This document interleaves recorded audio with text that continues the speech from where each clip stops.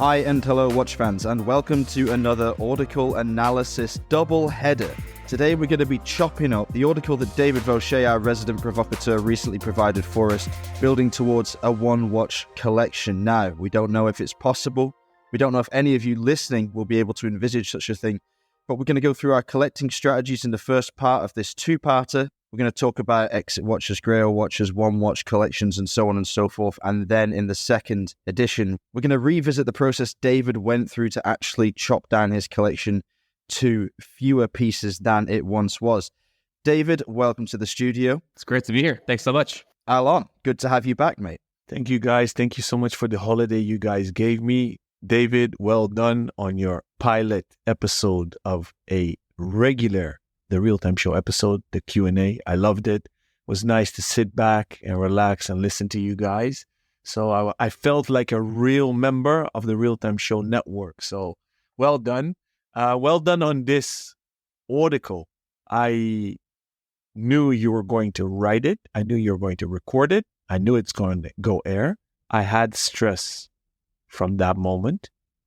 And the stress has been building up until this moment. Why did I have stress?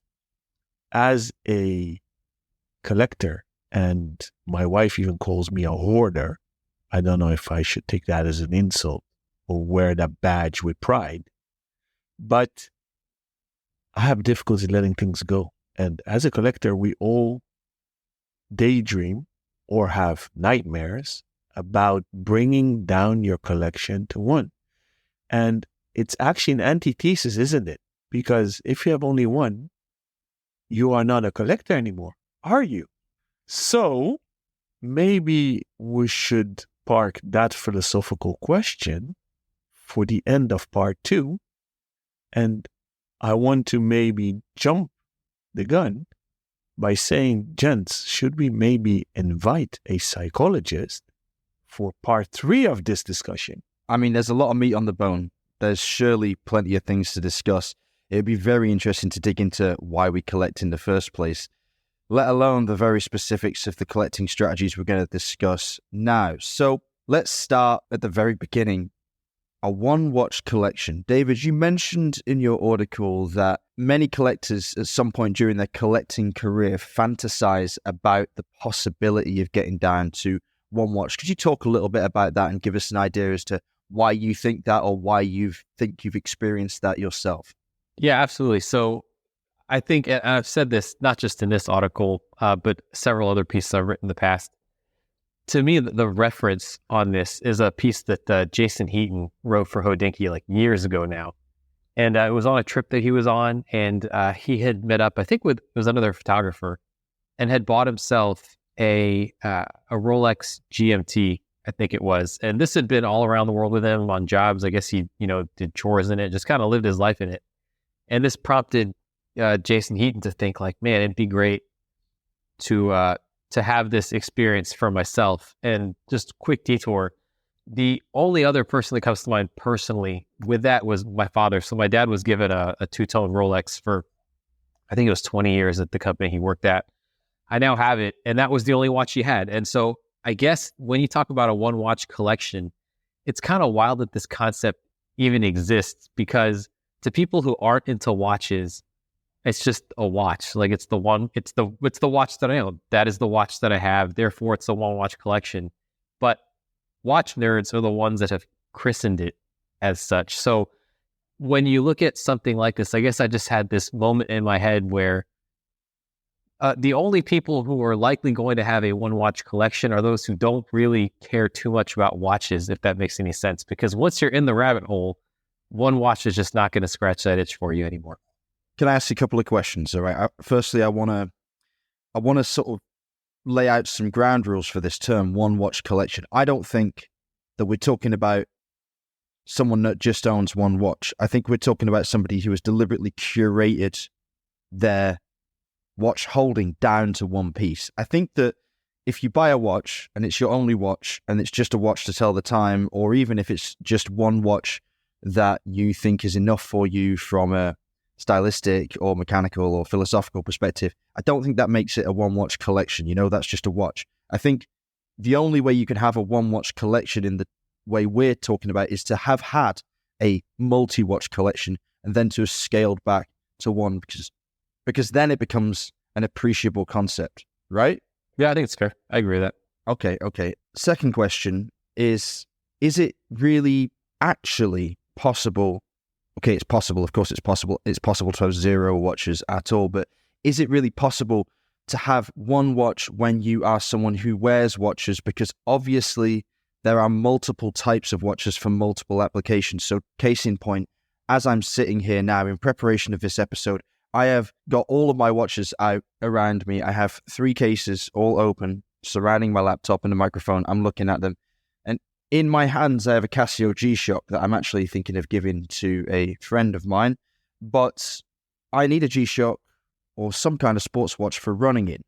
If I were to trim down my collection to one piece, I'd maybe be looking at something like a Lange-Matic perpetual calendar. But I'm not going to go swimming or running or climbing in it. So am I excluded from the conversation, or is it okay to have like a device, like maybe an Apple Watch, in addition to one proper watch, in your opinion, in this context of a one-watch collection?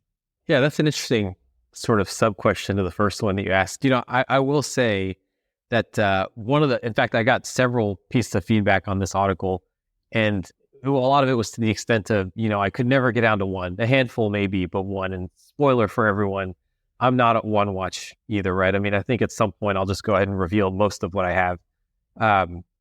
But I'm not at one, and there's reasons for that. I mean, part of it's because I just like a watch too much and I actually wear it, or it's been inherited, or it means something to me. So I'm not down to one. I'm a lot better off than I was before, but not down to one. And to your question, Rob, it is true there are watches that, are suited for multiple applications, but at the same time, going back to the Jason Heaton piece, you could actually do quite a bit in these watches. Like a Rolex Datejust is not a dive watch, but to the extent someone or most people wear dive computers nowadays, I don't count that as a watch. And you probably could take your Datejust diving with you, right? And I know people, because I've seen them post pictures on Instagram, they will lift weights in their Datejusts. These are very robust pieces. And so I think that they can do a lot more than we give them credit for. So I guess, Rob, to your point, I do think, strictly speaking, if one, weren't too precious with their stuff, they could get down to one watch. But if someone also said, I'm just going to have a small handful to kind of manage the various different things around my life, I think that'd be fine too. And for the record, an Apple Watch to me is a device. I would not include it as part of a watch collection. That'd just kind of be out of scope for the talk that we're having today. For the sake of argument, of course, a smartwatch is a watch, but as we speak to watch nerds, and most of our listeners are probably watch nerds or aspiring watch nerds or aspiring to build a collection, I want to exclude that, Rob, for this discussion. Let's call smartwatches in this context devices, health devices, or work efficiency devices, and not so much part of a watch collection. But that being said, what's a secret watch, right? Which we kind of like.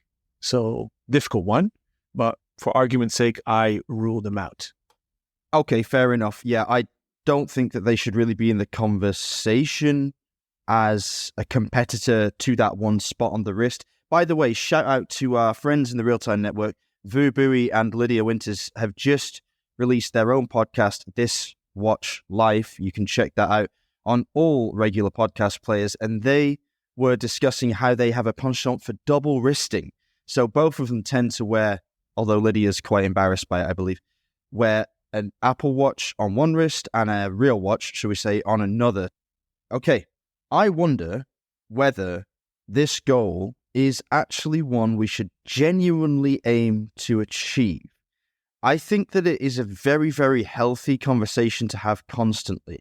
And I think there are several conversations like it within our hobby that are healthy to have constantly. Whether or not we should actually achieve the one watch dream, questionable. David, what do you think? So unfortunately, I can't source this for you, but I'm going to ask you, Rob and Alon, how many objects, and just off the top of your head, how many objects do you think are in a given household? on average? And I think this was an American household I heard it referred to. So just off the top of your head, say a number. How many individual objects do you think are in a given household in America at a given time? 462. Okay. Alan, what do you think? Do clothing count? Yeah, just objects. And then it's definitely 4 figures, maybe 5 figures. So I will go for 9,999. Okay. I was shocked. And again, I don't have the source for this, but I am very clear on remembering it. The average household, and remember, we're considering pencils, paper clips, mugs, everything. 300,000 is the average number.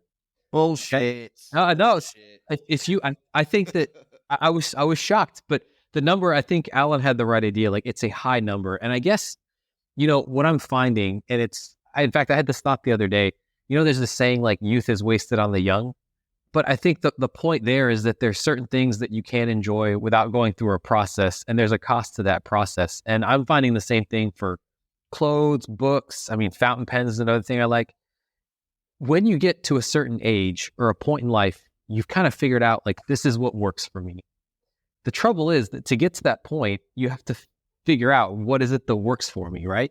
And I think that is just so the case with watches, where you have different styles, different applications. You buy them at different points in your life for different occasions. And so for me, I just reached the point where I was like, yeah, I know what I like. I'm comfortable with what I like. And so I feel good just saying, like, this is the subset of watches for me. Rob, what do you think? I think that was an excellent point, very elegantly made. I have to doff my cap to you for that. I want to respond to something you said. I think Alon was right, but I'm not sure he had the right idea, because I think the right idea is what you're expressing there. It takes a lot of time, self-reflection, and experience to realize what really matters to one. And I think the older we all get, we realize there is more value in fewer things of great quality, be that objects or relationships or any of the detritus of life in general that follows us around through existence. So whether or not we should actually get to one watch, I don't know. But I think that it's a noble cause to try and reduce our holding for many, many reasons. I mean, what I love about this conversation, aside from the way that you presented it, was how it's an intersection of several ideas that we've been discussing at length tangentially for many months. And one of them is my personal crisis when it came to the nature of ownership, as I've discussed extensively on this podcast before, having too many things and not dedicating enough time to them. I've not had the same restrictions placed on the access to my watches as you found when you moved to France, David, but I did exactly as you advised in the episode, and I took one watch out. I took my Glacétur Original 1970s chronograph out, and I put the rest of my watches in a case, several cases, under the bed, and I did not touch them for a couple of weeks. And surprisingly, distressingly, I was totally fine with it.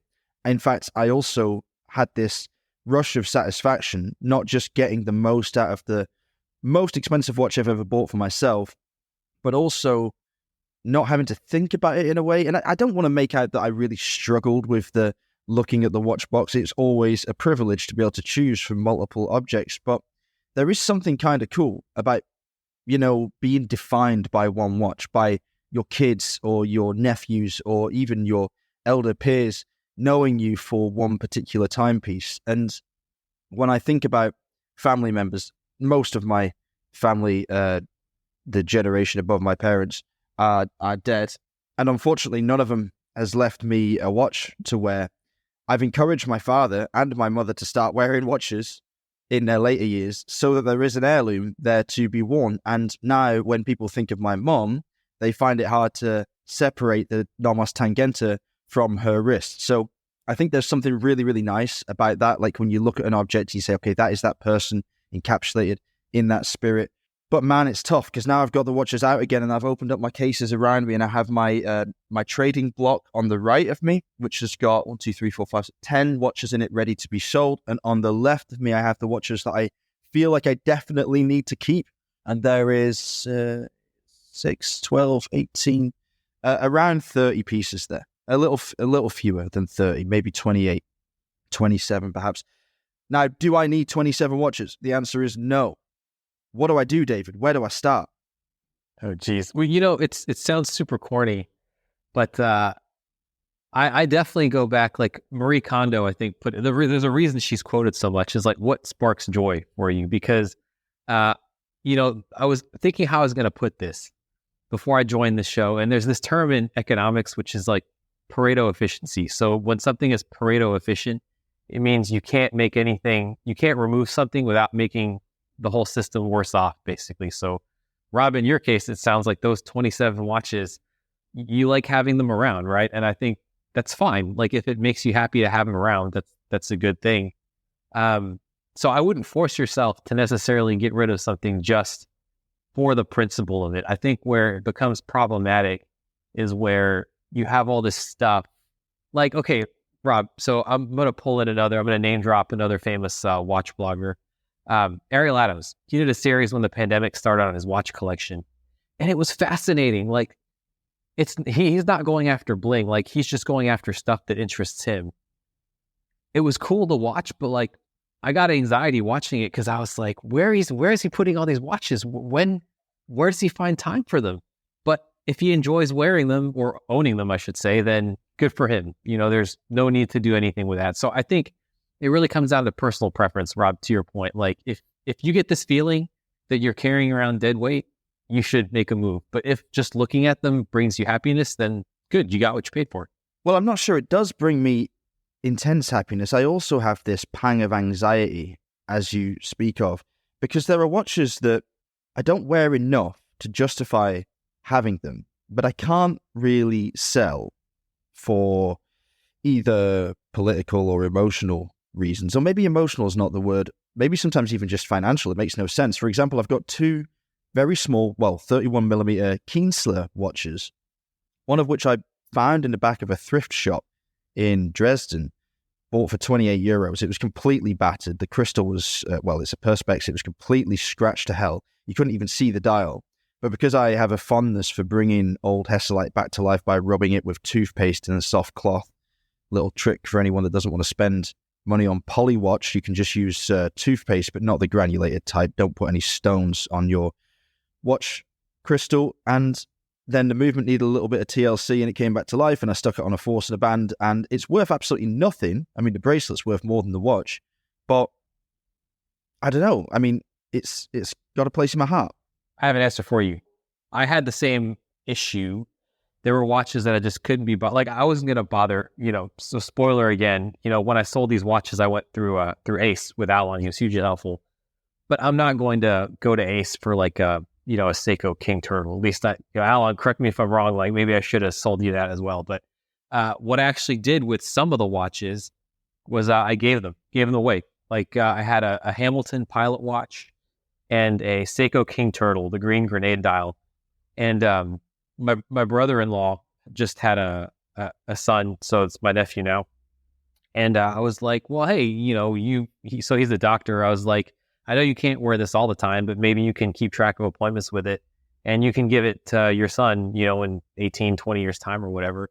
And now every picture I see of him, he's wearing that Seiko King Turtle. I wish he would find the time to go get the Hamilton bracelet sized. He hasn't done that yet, but the King Turtle is on a strap and he wears it. So Rob, what I would say is if it's not worth it to sell it and it's just taking up space, I could think of like 5 different types of people that might just appreciate you giving them a free watch, right? Like younger relatives, maybe up and coming watchmaking students so that they can put their own touch on it, anything like that. But I think giving watches away is a super gratifying thing because you feel good. Maybe you turn them on to the hobby, and more importantly, maybe the watch actually gets worn. Maybe the right thing to do is to start giving away watches to the community in some capacity, because I have quite a small immediate family, and I've already lumbered my 2-year-old nephew with his first NASA flick flag, and he wears it all the time, which is super cute. He has no idea what it is, I guess, but he does look at his watch curiously, but I can't give him another one. My poor brother, my younger brother, I say my poor brother, he's probably made up about it.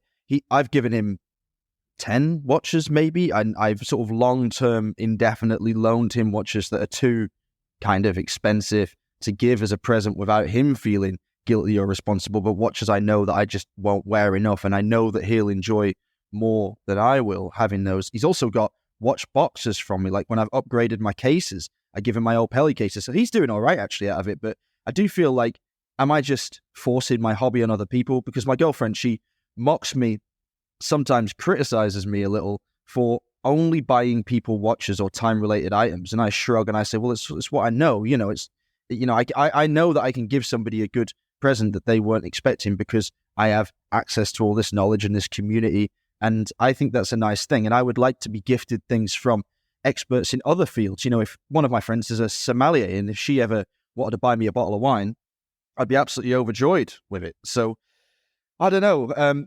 I think you're right. Giving watches away is certainly better than selling them when they don't have any serious monetary value, but they could provide joy. But Alon, let's start this conversation right at the top again. Do you think it's healthy to have a one watch collection idea floating around in your mind when you're buying pieces or not? Healthy? Hell no. But for whom? So for us crazy people, is it healthy? Maybe. Is it for somebody who wants to unclutter? Like you've said earlier, and I agree with you, we should have less things. What you said, David, it's utter bonkers. It's crazy to have 300,000. I don't even remember how many you said, but I think it was 1/3 So it's crazy. And my wife and I also, when we had kids, we were actually disappointed how little quality toys you can buy. So think of wooden toys. So we tend to buy less junk, read plastic toys, and get the kids like a kitchen made of wood. All their toys are mostly from wood. So we want qualitative stuff. I mean, my parents I had a old wooden truck with wooden blocks. So that thing is literally 44 years old. And so my kids both play with it. So talking about quality and lasting, and in a world where we have a shared economy and we want to save the planet and recycle and reuse and upskill and upcycle, in that context, it's healthy because instead of buying a zillion, let me call it fashion watches. So I'm thinking of the Fossils or Michael Kors or Diesel watches of this world where they're not even fully stainless steel, if you know what I mean. Those watches that are brass and nickel plated, or even when they have a gold color on them, it's a throwaway economy. And that I'm not in favor of. So if that person decides to say, hey, instead of buying 10 watches at 100 euros, or even 10 watches at 1,000 euros, and I know many of them, and I cater to many of them, I would prefer that they indeed buy, instead of 10 times 100, a 1,000 euro watch. So let's say a mechanical Tissot, Longines, Frederic Constant, Nomos. You need to add a bit more nowadays for Nomos. Back in the day, you could have gotten a club at 1,080. Remember, Rob, the good old days where we said it was a bargain, but still a bargain at 1,300. So, and if you have that financial mean to spend the 10K, yes, it is healthy to, let's say, for a lot of people, a Rolex is a grail watch. So get that Rolex. Why not? Go for it. And in that context, it's healthy. For us, nutters, watch geeks, watch nerds, it's, I guess, not that healthy because we'll walk around with that itch the rest of our lives. Do you gents catch my drift? I do catch your drift, yeah. I certainly agree with you. Certainly looking at my collection now, if I could consolidate, if I could just click my fingers and even just get retail back on, say, 10, 15, 20 of the watches around me and convert them into one mega piece, I would do that now. But I have two questions again. Okay, firstly, a quick one. Do you feel personally that the itch to buy is still as strong as it always was? Is it stronger? I personally feel that my itch to buy is diminishing and I'm getting much better at saying no to stuff. And the second question, which we'll touch on after David's given me his response, I can see his hand popping up in the chat there. Let's talk about Grail Watch in this context of one watch, because a Grail Watch and an exit watch are not necessarily the same thing. And I think that we need to address that as well as talking about the one watch collection. David, hit me up. Yeah, no, my desire to buy, as I mentioned in the article, has definitely gone down. And not just for watches, but for everything, because now I'm so much more comfortable in my tastes. I know because I have a history built up now of if I tell myself, oh, I really need this, I know whether or not I'm actually going to use it, going forward. Like, I think you have to separate the ownership of something from the idea of its ownership. And this is why watch companies spend so much on marketing, right? It's like, you can climb a mountain with this. And so you think, oh yeah, I'm going to go on all these adventures with this watch. But then you realize, no, my life didn't really change because I bought the watch, right? So do you wear it? Maybe, maybe not. I've gotten a lot more discerning at that. So I would say that I don't buy as much. I'm much more intentional with the buying decisions that I make. And that has helped me filter a lot of things out of my life that I probably would have, taken a chance on before. And now I'm like, nope, I like the idea of it. I know that in reality, it's not going to bring me the bang for buck that I want. So I'm going to hold my euros for the next purchase. I've said this many times on air. This podcast is not good for me. It's not good for my wallet, and not good for my OCD collecting habit, because I think I'm an old geezer. I'm 44. I feel old. I'm getting old. I'm 4 years stuck in my midlife crisis. And that caused for me to buy more watches. Being on this podcast now for over a year, I don't think I've bought that many watches ever in a year. So it's a very simple answer, Rob. No, it did not diminish. And I don't see how, when, or why I should stop. That being said, though, I have too much, so I was forced to let go. And obviously, you go through these cycles. Enough is enough. Do I have enough? What's enough? Do I enjoy them? So at the beginning of this conversation, David also said to you, Rob, does it give you pleasure? That's also my northern light, my guiding point. My tactic of letting go of watches is I ice out a watch. So if a watch suddenly seems not eligible of being there anymore in that watch box in your collection, then I pause. I have sold many watches that I regret selling. So my personal solution to that was, and it's similar to David's, I ice out that watch, meaning I take it out of the box, put it away somewhere in the back of the vault, don't give it headspace, don't wear it, and then either it's a natural period of 6 months minimum, and then I take it out. And if it brings me joy while I put it on my wrist again, it deserves to stay. If the joy has diminished or is not that high anymore compared to what it was, it's time to let it go. So that's my tactic. Okay, understood. So you're still caught in the throes of desire. New watches coming out all the time still pique your interest, and you cycle through your collection where necessary to make sure that you've got whatever gives you passion available to your wrist. Let's talk about the Grail watch concept. Now, for anyone that doesn't know, if you're new to watchmaking, a Grail watch is basically the watch that you aspire to own more than any other watch. It's often talked about in conjunction with another type of watch, an exit watch, which is supposed to be the watch that when you buy, you will exit the collecting game entirely. Now, these two things can be the same or they can not be the same. Normally, if you believe in the concept of an exit watch, I would say your Grail watch probably is your exit watch, unless, for example, your Grail watch could be something very high-end like a HYT Moonrunner, let's say, and your exit watch might be something that you need to complete a specific collection. For example, if you collected the Omega Swatch Moon swatches and you needed, I don't know, Neptune to complete the set, that could be the one that you say, okay, I'm going to buy that and then I'm going to stop collecting. So they could be different, but they generally are the same. Do either of you, let's start here, have Grail watches? I do not.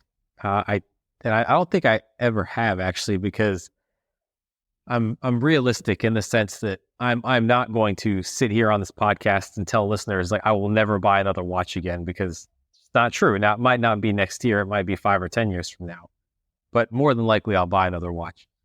The other thing is that even though you would inherently get bang for your buck from that Grail watch. I think the implication is that it's quite expensive or it's rare. And I just look at what's on my wrist now, and I'll spoil part of what I got. Although I've shared it in a couple of pictures. The main watch that I traded up to was a Cartier Santos, which is fantastic. And I just think of like, now granted, this is not a Longa. I understand that. But when I look at the marginal jump from what I have on my wrist now to something like a Longa, I just think, why do I need to do that? Why do I need to save all that money and limit myself to something like that when the Santos on my wrist is already fantastic, already does everything the Longa can do, and provides me a really nice feeling of, getting my money's worth on it. So that's a long answer to your question, Rob, is of no Grail watches for me and no Grail watches in my foreseeable future. So just to follow up on that, David, before we listen to Alon's response there, does that mean, therefore, that you don't have an exit watch and you don't believe in the concept?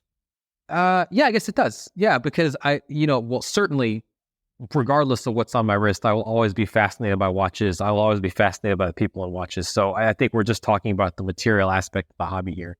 But I don't think so. I think that to cut yourself off definitely from anything in life is a bad choice to make, right?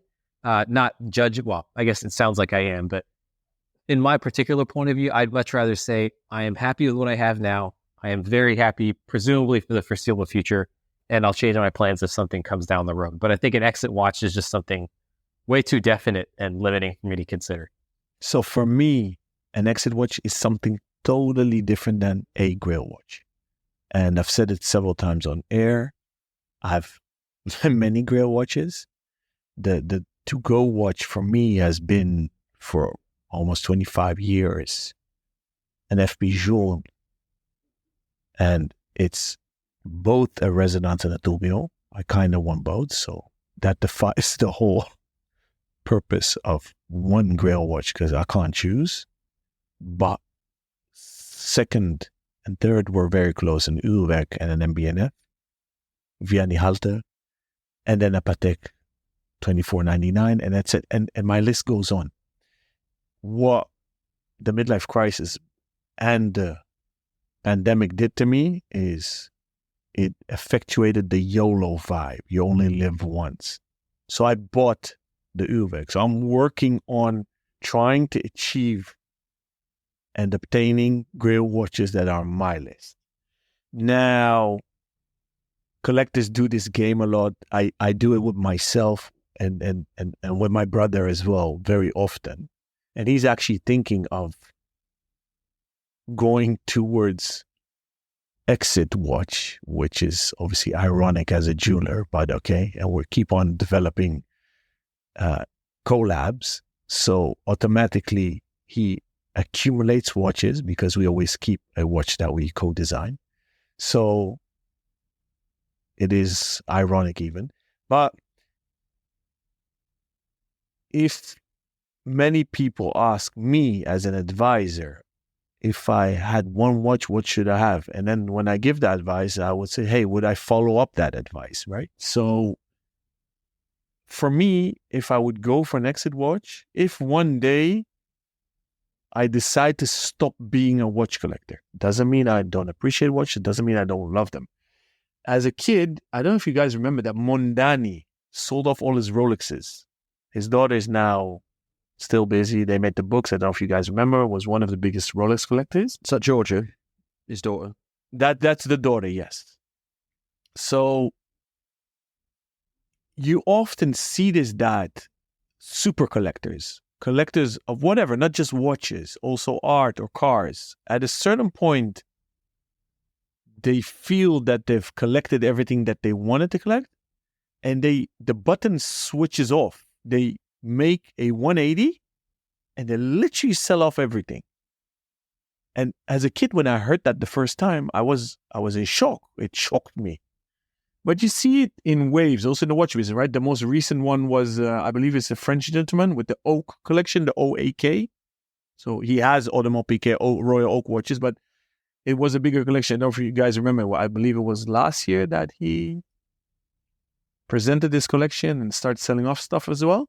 Yeah, it was only a few months ago, I think. Yeah.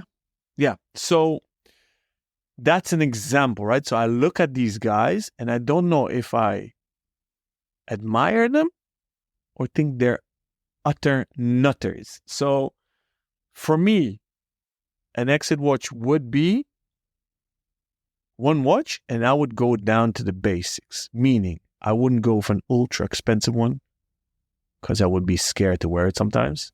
And how can I not wear a watch? So I always need a watch on the wrist. So an ultra expensive one is a no-go. So precious metals, probably not. Unless it's maybe platinum or white gold, but don't think so. So that leaves steel or titanium watches. Then I love leather straps, but I also wear my watch when I travel, swim, work out. So then steel is better, or titanium. So you narrow it down, right? So most probably I'll end up either with an Omega Speedmaster, but not waterproof. So Rolex, but then again, nowadays in the major European cities, you don't want to walk around with a Rolex, not even an OP. So it creates issues. And you see, that's where I strand. I get stuck. I can't move on. And I just let go of the whole idea. So, and Grail watches, well, what a joy. And in many languages, and also in Dutch, you have an old proverb, the hunt is nicer than the catch, right? So I still enjoy that journey. And I'm not even close of thinking of exit watches, a one watch collection, and Grail watches. I hope that I'll keep on liking the hunt for those Grail watches till I die. Alan, you made a really good point about these super collectors just flipping a switch and going all in, because that's exactly what happened to me. I was like, oh, I'll just sell one. Okay, maybe two. And then all of a sudden it was like, yeah, this is all going out the door. And Rob, I'd be curious to know what your experience is if you start going down the path, because I think you might set out to sell X and end up selling like 2X afterwards. So I think that's a good point. The second point, and I definitely don't want to get sidetracked on this, but I think that particular reflex, we talked about predictions for 2024 in a previous episode, and there's been such a cycle of FOMO and just like buying watches just because, right? And I think that as the hangover kind of sets in, and some of these collectors have the same impulses and thoughts that we're all three discussing, if you are in the market for a watch, it might be a pretty good time, actually, because I think all of these watches that were bought almost on impulse are now going to be heading out as we move into 2024 and people really start reconsidering what their collections look like. Yeah, absolutely agree with that. I've seen some stunning drops in secondary market prices for pieces that I would have put in my Grail tier. I don't know, Alon, if I could ever say that you could have more than one Grail watch. I guess what you're saying is you have multiple aspirational pieces of a similar level. I think the concept of the Grail is simply that it is the one, and I don't expect every watch collector to be able to say, oh, this is the one watch for exactly the reasons that you illustrated in your breakdown. Personally, I also am on the same track. I guess it's a bit of a cop-out, but I think for me, Grail and maybe Exit, I suppose they align because I feel like it's the top of the mountain, and where do you go from there? And I don't have any smaller collections, like I was saying, specific collections that require me to flesh out one particular line, like moon swatches, for example. I've always desired a Lange & Söhne. Not specifically one model. I have vacillated on my opinion of the best or my favorite. I've gone from Lange 1s, moon phases. I've even thought about a Zeitwerk. I have recently fallen in love with the Lange Matic Perpetuals, as I think I expressed on a previous episode. I saw a platinum one with a Torp dial available from Subdial in the UK, and I really, really wanted to shift the majority of my collection to get it, but unfortunately it went very quickly at £40,000. They currently have another one online in honey gold, which, despite being just a difference in material and no mechanical difference whatsoever, is selling for almost £80,000, so almost exactly double the platinum version, which blows my mind. That may be the kind of watch that if I ever obtained I would not see any reason in buying more, but I think what we're all coming to realize is a one watch collection is very, very different from a Grail watch or maybe it is an exit watch by definition, and it has to be very versatile. It has to be rugged, resilient. It has to have water resistance. It has to have a hardy strap or bracelet. It should be something that can work in multiple situations. For us as watch guys, that's obviously difficult because we see very minute differences between watches that other people maybe wouldn't acknowledge. For example, I know plenty of guys that work in, let's say, finance, and they'd happily wear a Rolex Explorer 2 to work and at the weekend. And maybe it's because it's a very, very good, versatile watch. But I look at that and think it's a bit too brutish to be worn in a business setting. That's a setting where I'd much rather strap on a Lange or a Nomos, for example. So let's park the Grail conversation. We'll leave exit floating around, and let's now try and work out if we had to pick one watch for a one-watch collection based on the specs we've discussed it needing to possess. What would it be? Can we beat? Let's start with a Rolex Explorer 2, an old reference, a 40mm one, let's say. Let's start there and give me your alternatives to that.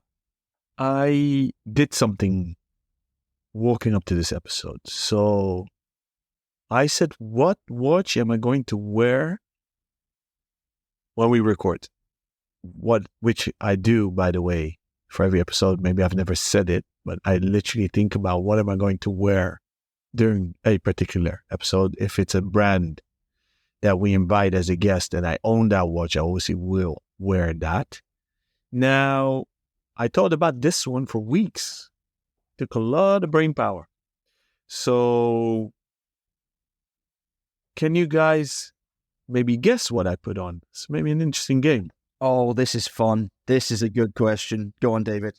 Okay, I've never met Alan in person, but I've heard he is very partial to his Octo Finissimo. So that is what I'm going to go with for my guess.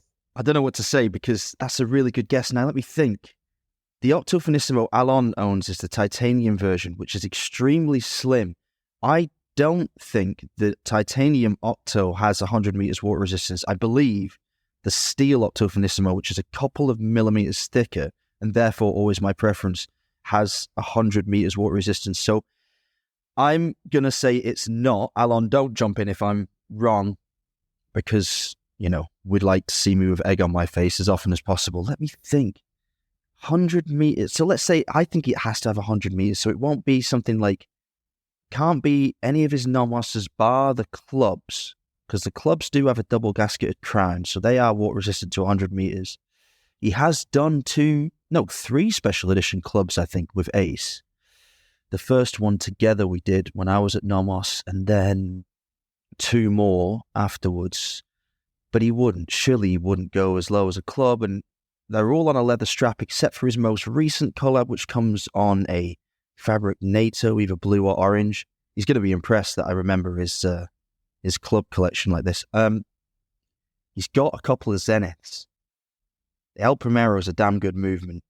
That would be a good go anywhere, do anything kind of watch. I can't remember exactly. I think he's got a Chronomaster Sport. I'm going to say the Zenith Chronomaster Sport. It might be ridiculous, but Alon, tell us what you're wearing. I strapped on, and you guys could have guessed, the Omega Speedmaster Moonwatch that my wife gave me when our son was born. Oh, that's an absolute cop-out. You've just said previously that the Omega Speedmaster Moonwatch, as wonderful as it is, and as significant as that watch is because of it marking a wonderful point in your life, congratulations, by the way, it's got 50 meters water resistance. Exactly. And that's why I could never have a one watch collection. But, so I strapped that on. So intuitively, I gravitated to that one because my wife, what does a wife of a jeweler give her husband when the son is born? So we thought about that for over a year, more than a year. What watch should she buy me? And what watch, obviously, will go to our child? And so we boiled it down to Rolex and Omega because of timelessness, epicness, and both the passion we have for both brands. The both of us for both brands. And the most important thing was timelessness. And although an Explorer 1 was nominated,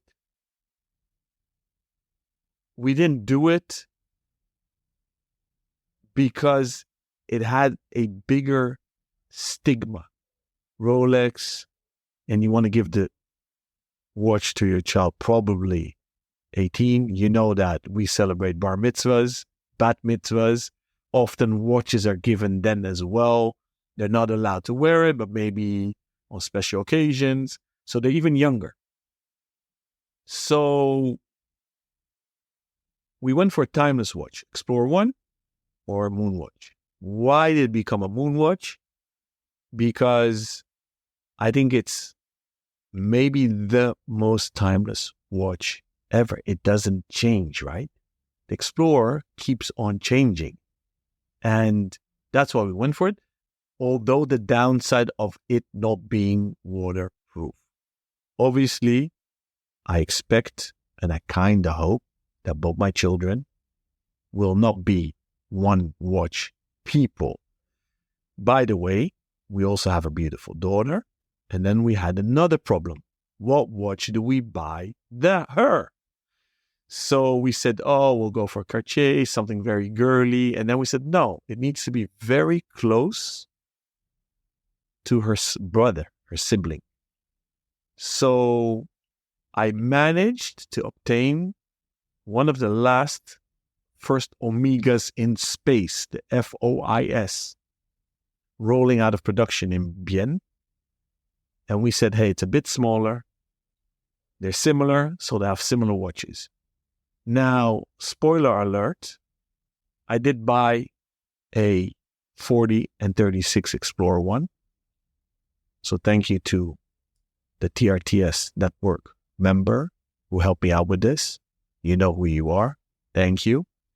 And I'm saving that. So I'm automatically not making them one watch people. If they don't like watches, they're eligible to sell them off. But the two Omegas are engraved with their name and date of birth. So if they don't want them, lucky me, I have two of them. And that's the story why I strapped this on.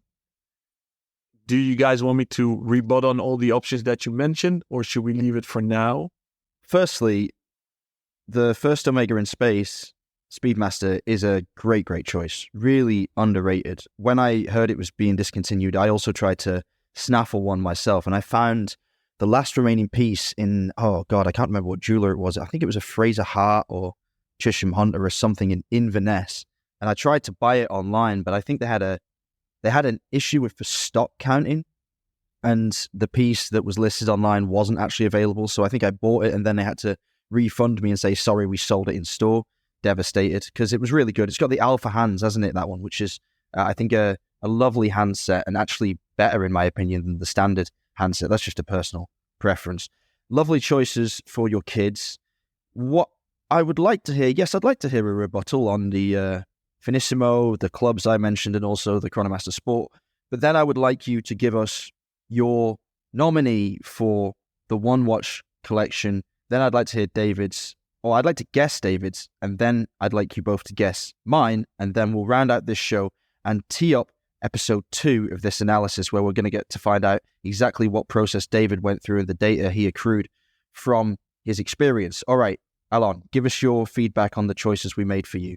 Chronomaster Sport, no, because I love the watch, and I've always said I don't like ceramic bezels so much.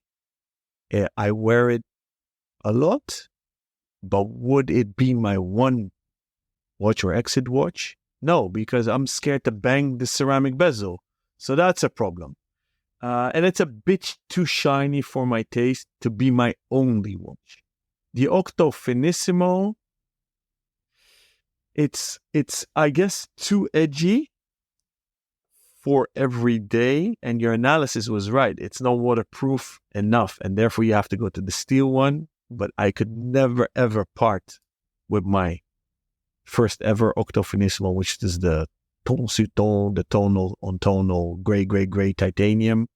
If I would ever add another Octo, it has to be the 18 karat pink gold, full satinated Octo Finissimo. It's the only one that I'll wear next to my titanium. I'll never let go of the titanium in that sense. All the clubs, well, nominating an Ace collab to be sold, whew, over my dead body. Same goes for our Sherpa TRTS buddy. So if I would do what David did, that's what I've been thinking recently. You scale down. You're going to skim off your collection. You're going to reduce your collection. You start off with the outer rings of the onion, right?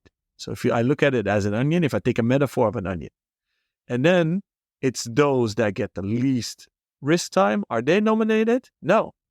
The benchmark is, which one makes you the happiest, or do you have the strongest ties with? So obviously I chose the one that I got gifted for becoming a dad, the most important life moment in my life. Now, another watch that's dear to me is a watch my parents gifted me, and I've said this in the review episode of the Rolex GMT Master. I don't know if you remember, gents. So I have I believe a 1999 version of a GMT Master 1. That's a watch that's very dear to me and will be one of the last ever go. But the collabs are just below the watches I got gifted from my wife for becoming a dad. So you were close, Rob, with all those Ace Nomos collabs. And by the way, thank you for the amazing review or article or analysis that you did for Watch Gecko, because we co-designed the Ace Nomos collab, the Orion, the Style collab. So if you guys want to read why Rob will never sell that watch, which really ties into this story, just Google Watch Gecko and then, or go to their website. So I guess it's watchgecko.com and read why Rob will never sell that watch. So maybe Rob, mic is yours. Yeah, thanks for the shout out for the Watch Gecko article. That's very nice of you to mention. I might have shot myself in the foot here a little bit because, of course, by saying I would never sell that watch, and the concept of that article was one watch you would never sell. And for me, the first watch Al and I ever designed together, or well, we brought it to market together, really, didn't we? We didn't actually design the dial ourselves. But the first watch we ever worked on together has such a special place in my heart, not because of just the memories, but also the memories we're yet to make as the real-time show goes forward and grows apace as we expect it to over the next few years. It's a seminal moment. I don't have any children. I guess the birth of this show is one of the most significant things of my life. So yeah, that one sticks out. But it isn't going to be my nomination for a one-watch collection. I'll say that. So I hope that doesn't sound too contradictory. I guess what I'm saying is, if I were to advise on a particular type of watch, I know which type of watch I would go for. I actually know which watch I would go for now, but I won't tell you. Let's try and guess David's first, and then you guys can try and guess mine.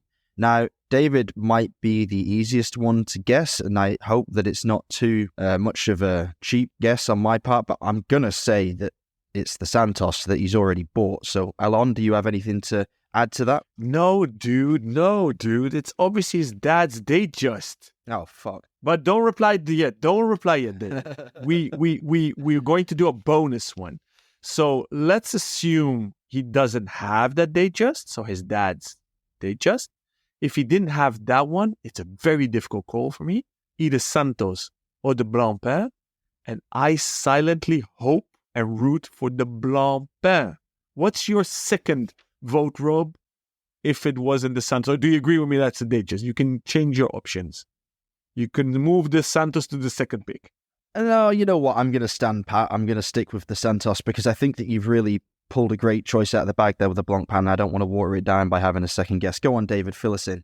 Yeah, no, I think you're both right on the money. I would say just to make things a little more interesting, if someone were just asking us or asking me rather, like what should I get? I think one of the things I'm always super proud of with the feedback we get is that we cover all the range of prices, right? And I hope that we can continue to do that. So the Santos is a great choice, but let me just offer two more really quickly. If you are just getting into the hobby, the Hamilton 38 millimeter khaki automatic I own, and it is fantastic. And that is not a cheap watch. That is a level of money that most people would think is absurd for a watch. So it is an extremely nice timepiece. And just to be interesting again, if Santos isn't your speed and I were starting over again and I had a budget, it would be the Breguet Marine second generation. But as of right now, yeah, I think if I had to get rid of everything, they just excluded Santos or Blancpain. It would be a very tough call between the two of them. Well. I think that David's choices are good, very good. But mine is slightly different, not a million miles away. Has anyone got any ideas what I might pick? And I'll give you a clue. There is a personal attachment to this watch for me, but I don't yet have it in my collection. Oh my gosh. Because I would have said Schofield Beater, actually. When you said emotional connection, I was like, I thought Schofield. Interesting. I'm sitting right next to my Schofield Beta B4 and also my Schofield Signalman, which I bought from my dear friend Thor Svabo, who writes for Fratello and GQ, amongst other outlets. He had number 8 of 300 and eventually decided to move on from it, and I jumped at the chance to own that piece. But no, Schofield has my heart, but the watches are quite specific, and I don't think that they would be the best one-watch collection if we're talking about something that can go anywhere and do anything. So that's because you threw a curveball there. So, well, the Watch Gecko article is a curveball, but that will go really hell freezes over. So, and if you go ice skating in hell that's frozen, God, that watch. You actually, you know what? You're sort of weirdly close to a beautiful segue into the winner there, because if hell froze over, what would you need to remelt it? You know what? I actually have no idea. It could be in L'Aventure, but that's not it. It could be an Arcanaut. I really have no idea. But you said it needs to come yet, so it's on order. Well, not quite on order. So I haven't ordered one per se. I was involved in its design, and the customers that backed the project are receiving their watches first. But I will eventually end up with one on my wrist, and I can attest to it being a watch that can stand up to anything you can throw at it. You've designed a lot of watches, a lot of amazing watches. Could be Chapek, but you already have one that you've co-designed, which is the Antarctique. I have to go for another Chapek. That's my vote. Okay, interesting. They're very ambitious. David? So if I have one more chance to guess, I'm going to go with Fortis. I think that's the one, is the Fortis space. Good one, David. Good one. Well, I didn't actually co-design any of the standard Fortis collection. I did have a hand in the chronograph that is on Fratello right now with the brown dial. Well, I didn't come up with the brown dial. The black subdials were my addition to that watch, so not a huge amount of input. But actually, Fortis is a great shout. The Fortis Marine Master M40 that I wear is one of my most worn watches, and it is an absolute tank. And it's very similar to my choice, which, guys, is the Straum Jan Mayen. Oh, wow. Okay. Yeah. My reasoning, of course, is aside from the fact that I was closely involved in its development and went on the trip to Jan Mayen to test these watches and to find real-life textures that we could put on the dial. This is a 39mm by 11.3mm watch in stainless steel with a integrated bracelet. Beautiful stamped pattern inspired by, in this case, the interior of Berenberg Volcano. And it is, basically indestructible, an absolute beast. And a watch that I would be proud to wear always. And I'm going to go with the red dial, because not only is that the one that's closest to my heart, because it's the special edition version that we released for Fratello, but also because red goes with basically everything and nothing. So if you're thinking about a watch that's going to coordinate, you're going to struggle to get it right with a more standard color. Obviously, you could go white or black. They're both beautiful. My choice in the Straum collection would be the white one, because I think that it really evokes the snow drifts that we saw on the mountainside. But that's my watch. And it's also very affordable. It's only 1,600 euros excluding taxes. So that would be my choice, I think. It's kind of like a Rolex Explorer Lite, as it were. Very, very good pick. I should have known and guessed. It made you literally a true explorer. So good one. Congrats. And it's a stunning watch. Ever since the launch with Fratello, that brand came on my radar. I loved it. I snoozed. Ever since, I've been following them. It pops up on my Instagram once in a while for people that have one. I kind of really want one. So, Rob, if I want one, where do I obtain it today?